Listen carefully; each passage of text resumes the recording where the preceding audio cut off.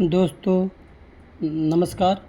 आज हम आप लोगों को सब्जेक्ट, ऑब्जेक्ट एंड वर्ब के विषय में बताएंगे, जो कि अंग्रेजी का जो है टेंस का एक बेसिक और फंडामेंटल नॉलेज है।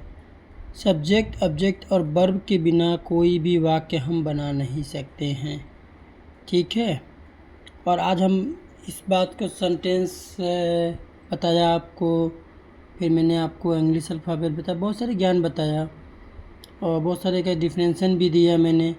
मेरे पास फ़ोन भी आया कि भाई हमें सब्जेक्ट ऑब्जेक्ट के विषय में बताओ। हमने कहा ठीक है। आते हैं सबसे पहले हम सब्जेक्ट पे। सब्जेक्ट मीन्स होता है कर्ता, जिसके द्वारा कोई कार्य किया जाता है उसे कर्ता कहते हैं। जैसे राम विद्यालय जाता है, यहाँ पे जाने का कार्य जो है राम कर रहा है, तो कर्ता क्या है? राम कर रहा है। जिसके बारे में हम लोग बात करते हैं वह भी कर्ता होता है। जैसे फॉर एग्जांपल ले लो कि राम एक अच्छा लड़का है। राम यहाँ पे है नहीं, लेकिन हम लोग राम के विषय में बात कर रहे हैं, तो राम क्या है? कर्ता है। कर्ता की परिभाषा, जिसके द्वारा कोई कार्य किया जाता है उसे कर्ता कहते हैं। या हम यह भी कह सकते हैं कि हम जिसके विषय में बात करते हैं उसे भी कर्ता कहते हैं। और मैं आपको एकदम सिंपल से सिंपल भाषा में बताना चाहूँगा कि कर्ता में, अब जैसे आकाश का रंग नीला होता है। आकाश तो यहाँ पे है नहीं, लेकिन आकाश का रंग नीला होता है, तो कर्ता क्या है? आकाश है।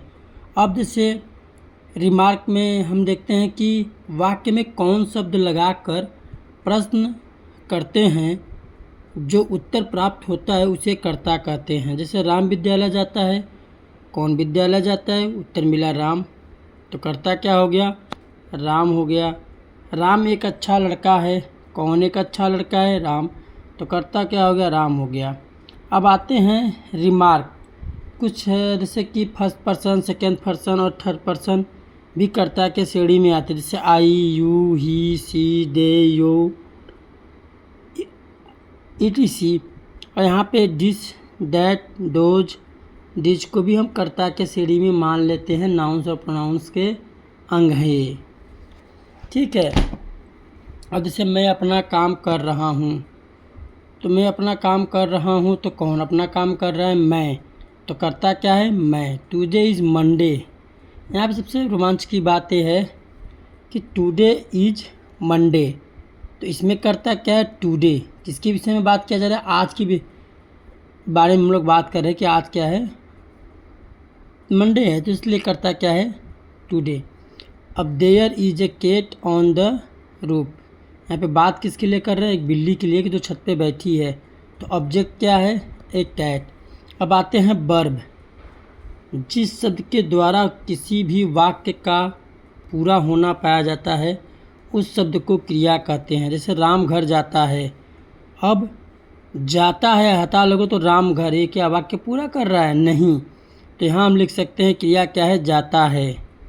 एक बात हमेशा याद रखना कि बिना कर्म का वाक्य बन सकता है, लेकिन बिना क्रिया का कोई भी वाक्य नहीं बन सकता है।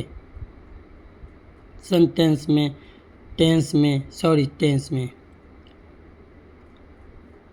और अब हम लोग आते हैं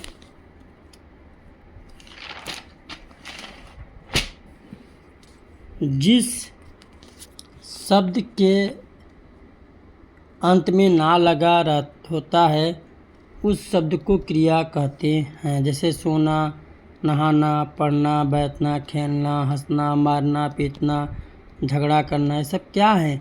क्रियाएं हैं। रिमार्क 3। क्रिया अपना रूप वाक्य के अनुसार बदल लेते हैं या टेंस के अनुसार बदल लेते हैं। प्रेजेंट टेंस है तो जाता है, पास्ट टेंस है तो जा रहा था। क्या है? क्रिया जो है अपना रूप को चेंज कर लेता है। जैसे राम घर जाता है, तो जाता है जाना शब्द से बना है जाता है। जो किया वही क्रिया होता है। हम ये भी कह सकते हैं कि हमने जो किया वही क्रिया होता है। जैसे मोहन नहा रहा है, मोहन ने क्या किया? मोहन नहा रहा है, तो क्रिया क्या है? मोहन है। श्याम आम खा रहा है, श्याम क्या कर रहा है? आम को खा रहा है, तो क्रिया क्या है? आम है। अब आते हैं ऑब्जेक्ट। जिस शब्द के ऊपर क्रिया का प्रभाव पड़ता है उस शब्द को ऑब्जेक्ट कहते हैं।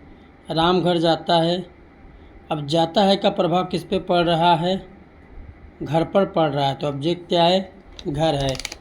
अब कहाँ और किसको शब्द लगाकर प्रश्न करते हैं वाक्य में, हमें जो उत्तर प्राप्त होता है उसे कर्म कहते हैं। जैसे राम घर जाता है, राम कहाँ जाता है? घर जाता है, तो कर्म क्या हो गया? घर हो गया। कर्ता जिस पर कार्य को करना करता है, हम ये भी बोल सकते हैं कर्ता जिस पर कार्य को करता है उसे ऑब्जेक्ट कहते हैं। राम घर जाता है तो घर पे कार्य करना, काम कौन करेगा? कर्ता, इसलिए कर्ता क्या है? ऑब्जेक्ट क्या है? घर। अब आते हैं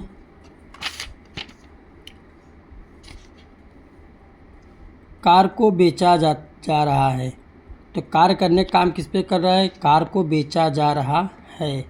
सबसे बड़ी बात है कार को बेचा जा रहा है, यहाँ पे कार को बेचने का कार्य किया जा रहा है, तो कार क्या है? ऑब्जेक्ट है। समझ में आया मित्रों? अब आते हैं हेल्पिंग वर्ब। हेल्पिंग वर्ब हमें समय का ज्ञान कराते हैं या टाइम को बताते हैं कि यह किस टाइम का वाक्य है, उसे हेल्पिंग वर्ब कहते हैं। अलग अलग टेंसों का अपना अलग अलग हेल्पिंग वर्ब होता है। दोस्तों, इस वीडियो को मैं बहुत ही मेहनत से और परिश्रम से बनाया हूँ, और आपसे एक हाथ जोड़ के अनुरोध है कि मेरी वीडियो को लाइक, सब्सक्राइब और शेयर कर दीजिए, जिससे मेरा मनोबल बढ़ेगा। तो हम आप लोगों को टेंस से संबंधित, नरेशन से संबंधित, एक्टिव व पैसिव वॉइस से संबंधित, करेंट अफेयर, भूगोल, जियोग्राफी, हिस्ट्री और सब कुछ बताएंगे। आपसे बस एक छोटी सी चीज़ मांग रहे हैं, सब्सक्राइब और शेयर। आप जितना करेंगे तो मेरा भी मनोबल बढ़ेगा। और जो भी आप लोगों को दिक्कत होगा, परेशानी होगा, कमेंट में हमें बताइएगा प्लीज़। Good night, bye. अब मिलेंगे नेक्स्ट वीडियो में।